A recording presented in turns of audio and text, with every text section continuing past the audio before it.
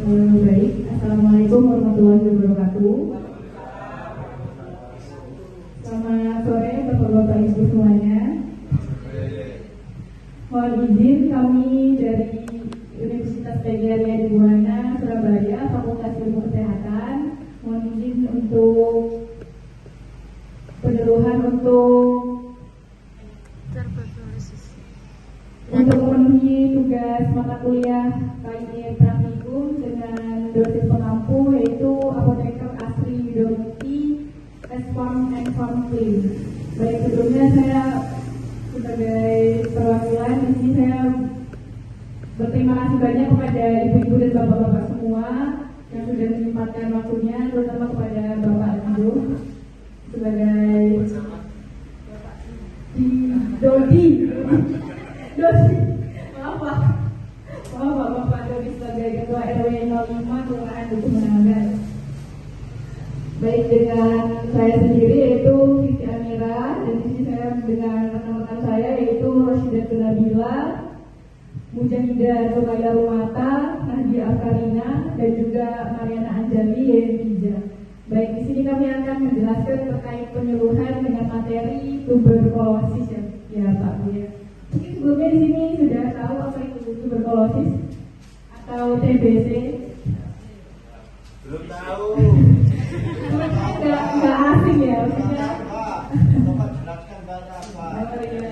Mungkin bisa dilihat juga leaflet yang sudah diberikan. Ya, sebelumnya tuberkulosis ini sering dikenal oleh masyarakat yaitu disingkat menjadi TBC ya, Pak Bu. TBC itu adalah penyakit menular yang disebabkan oleh bakteri Mycobacterium tuberculosis. Mungkin untuk bacaannya bisa dibaca di leaflet sendiri, yaitu M tuberculosis. Dan juga TBC ini adalah penyakit yang menular ya Pak Bu. Penyakit yang menular. Dan apa sih tuberkulosis itu? Sini saya akan menjelaskan terkait tuberkulosis. Ada poin-poinnya. Tuberkulosis ini juga sering disebut TBC. TBC juga adalah penyakit menular yang disebabkan oleh kuman. Penularan TBC ini terjadi ketika penderita TBC paru positif, bersin atau batuk tanpa disengaja di sekitar orang yang sehat atau orang yang tidak menderita TBC. Itu.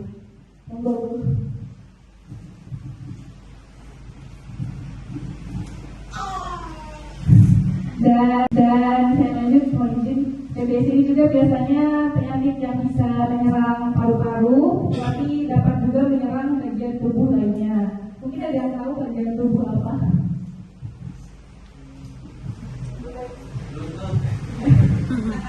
Ya, seperti otot, tulang, ataupun sendi. Dan TBC ini adalah jika tidak segera diobati atau tidak segera dibawa ke nakes, 50% penderita TBC akan meninggal setelah 5 tahun. Jadi mungkin di sini kami akan menjelaskan terkait gejala-gejala awal TBC.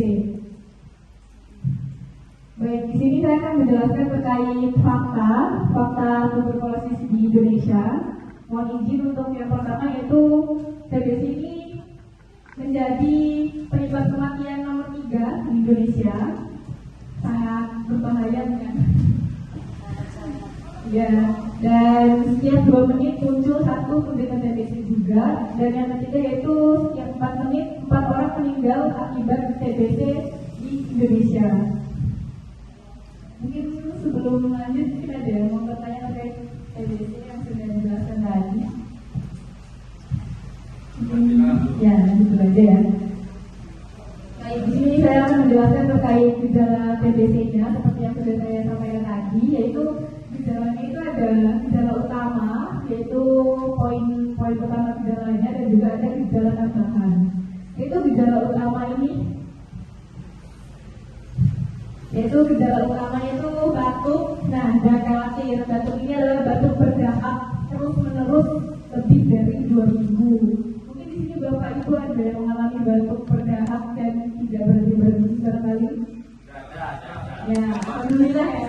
Kelurahan 05 Duku Menanggal sehat-sehat, amin.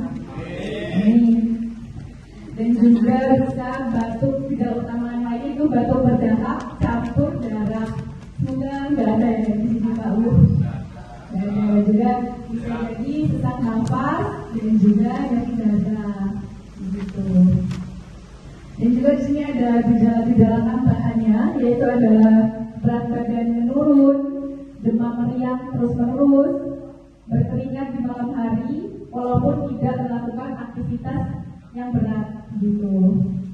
Mungkin di sini ada yang melakukan aktivitas berat di malam hari. Oh, iya. Mungkin itu yang bisa saya sampaikan. Dilanjut dengan teman kelompok saya. Silakan dilanjut dengan teman kelompok saya. Silakan dengan Pasien Nabila. Terima kasih.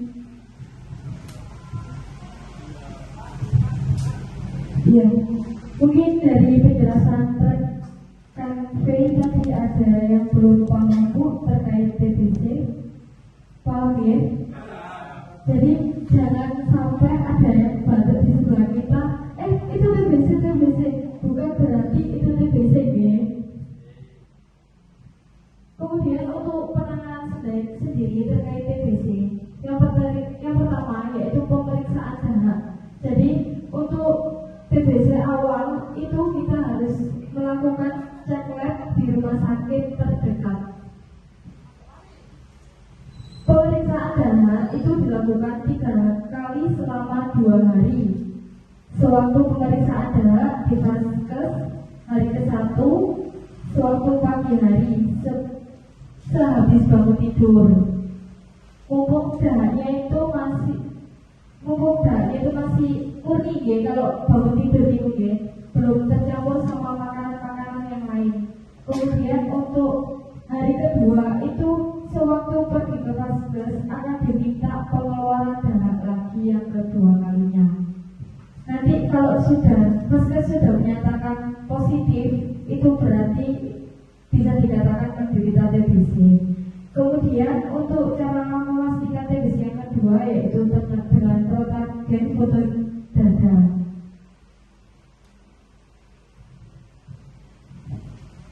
Kemudian akibat sosial yang mengakibatkan TBC, ngerpos,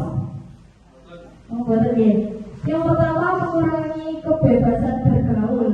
Jadi kalau sudah batuk kita jaga-jaga untuk menjaga jarak dengan sesama. Jadi menjaga kesehatan antar sesama ya.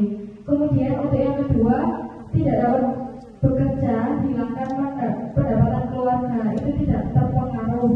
Kemudian produktivitas menurun, beban psikis yang harus ditanggung bersama keluarga masyarakat dapat tertular TBC. Lingkungan menjadi tidak sehat, itu yang diakibatkan sama TBC. Untuk selanjutnya tentang pengobatan TBC akan dijelaskan oleh rekan saya. Silakan. Assalamualaikum warahmatullahi wabarakatuh. Sebelumnya terima kasih atas waktu dan kesempatan Bapak Ibu semua yang hadir di sini. Saya akan melanjutkan menjelaskan materi dari teman-teman saya. Perkenalkan, saya Mariana Anjalian Hija dengan NIM 21401003. Oke, di sini saya akan menjelaskan bagaimana pengobatan TBC. Biasanya orang yang positif menderita TBC bila berobat di unit pelayanan kesehatan seperti puskesmas, rumah sakit, dan klinik akan mendapatkan obat TBC yang disebut Compiba. Mungkin ada yang tahu untuk obat itu? Belum ada ya? Atau mungkin udah pernah berobat? Belum. Nah, terus ada juga paket obat FDC yang semuanya akan diberikan secara gratis biasanya di layanan kesehatan. Tapi Bapak Ibu saudara sekalian, meskipun obat gratis, tapi kualitas obatnya itu terjamin oleh pemerintah dan khasiatnya sama dengan obat paten yang bermerek. Terus di sini kenapa penting banget dalam pengobatan TBC? Yang pertama, dalam pengobatan TBC itu dapat menyembuhkan para penderitanya. Terus juga dapat mencegah kematian akibat bakteri TBC. dan juga dapat mencegah penularan TBC di lingkungan penderita. Oke, selanjutnya akan dijelaskan oleh teman saya.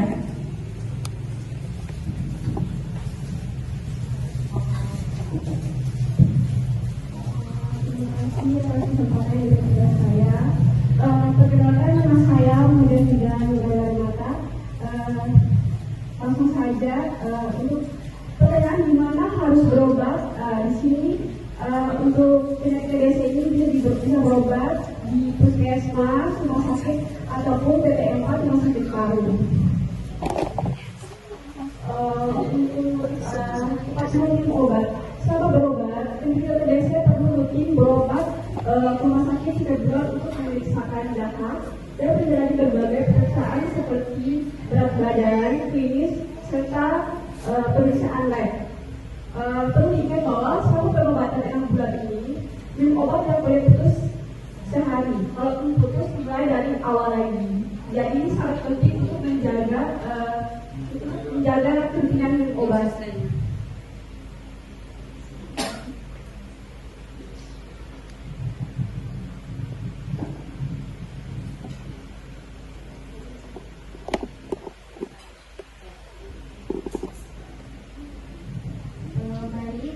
Perkenalkan, nama saya Nadia Karina. Di sini saya akan menjelaskan tentang pencegahan penularan TBC. Mungkin Bapak atau Ibu di sini udah tahu tentang pencegahan penularan TBC.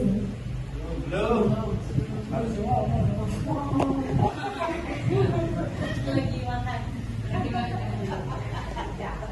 Baik, di sini saya akan menjelaskan tentang pencegahan penularan TBC. Yang pertama itu Bapak atau Ibu harus tutup mulut atau batuk dalam baju saat Anda batuk di dekat orang. Jadi atau lagi kumpul atau lagi bareng-bareng sama orang-orang. Terus yang kedua, gunakan masker. Terus yang ketiga, sering-sering mencuci tangan. Kemudian yang terakhir, segera pergi ke puskesmas atau klinik atau rumah sakit terdekat jika mengalami gejala seperti batuk berdarah terus-menerus selama 2 minggu lebih dengan sesak nafas serta nyeri dada. Nama saya Mudah-Mudahan Wulandari. Langsung saja untuk pertanyaan di mana harus berobat. Di sini untuk penyakit TBC ini bisa berobat di puskesmas, rumah sakit ataupun PT4 rumah sakit paru. Untuk pasien minum obat, selama berobat, penderita TBC perlu rutin berobat ke rumah sakit setiap bulan untuk memeriksakan data dan menjalani berbagai pemeriksaan seperti berat badan, klinis, serta pemeriksaan lab. Perlu diingat bahwa selama pengobatan 6 bulan ini, minum obat yang boleh putus sehari. Kalaupun putus, mulai dari awal lagi. Jadi ini sangat penting untuk menjaga kepentingan minum obat.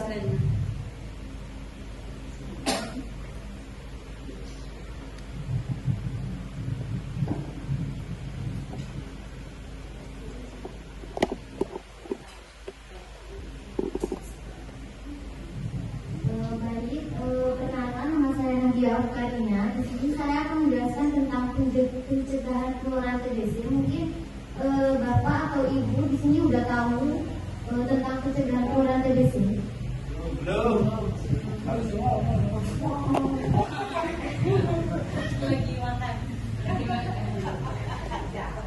Baik, di sini saya akan menjelaskan tentang pencegahan penularan TBC. Yang pertama itu Bapak atau Ibu harus tutup mulut atau batuk dalam baju saat Anda batuk di dekat orang. Jadi atau lagi kumpul atau lagi bareng-bareng sama orang-orang. Terus yang kedua, gunakan masker. Terus yang ketiga, sering-sering mencuci tangan. Kemudian yang terakhir, segera pergi ke puskesmas atau klinik atau rumah sakit terdekat jika mengalami gejala seperti batuk berdarah terus-menerus selama 2 minggu lebih dengan sesak nafas serta nyeri dada. Kemudian pencegahan TBC dengan gaya hidup sehat. Yang pertama itu makan makanan yang bergizi untuk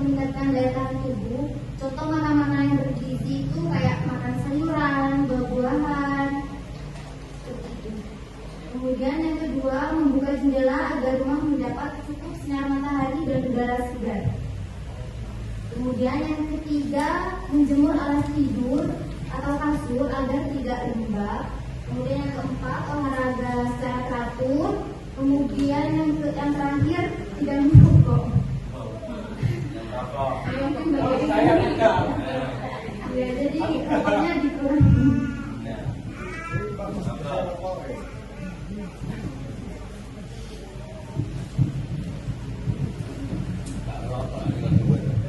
Mungkin di sini ada yang tidak merokok.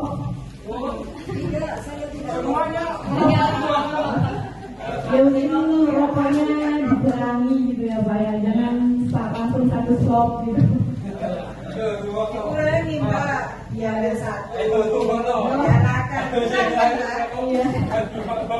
Iya. Dikurangi.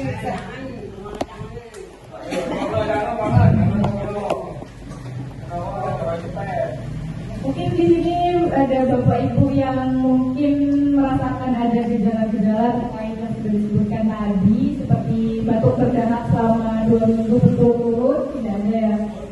Nah, sehat, alhamdulillah. Mungkin barangkali ada yang mau bertanya, silahkan.